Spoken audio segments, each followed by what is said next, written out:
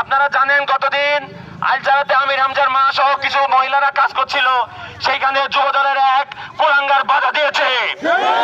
আমরা বলতে চাই, তোমাকে যদি রাস্তায় আমরা দেখি, তোমাকে পিটিয়ে পিটিয়ে শেষ করে দেওয়া হবে। তুমি মহিলা জামাতের নেতৃবৃন্দর উপরে হামলা করো, এত বড় সাহস তোমাকে কে দিল? বাংলাদেশের নাইনসাবের যে গণজোয়ার তৈরি হয়েছে, এই গণজোয়ারে তুমি ভেসে চলে যাবে।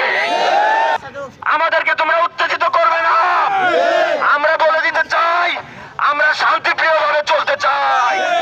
তোমরা যদি উত্তেজিত করো, তাহলে পানির মতো কিন্তু তোমরা ভেসে চলে যাবে। সারা বাংলাদেশে মানবতার ফেরিওয়ালা ডাক্তার শফিকুর রহমান যেভাবে মানুষের কাছে যাচ্ছেন, নাইনসাবের কথা বলছেন, মানুষের অধিকারের কথা বলছেন, প্রত্যেকটা দল মত নির্বিশেষে প্রত্যেকটা মানুষের সম অধিকারের কথা বলছেন, আমরা তার পক্ষে থাকি।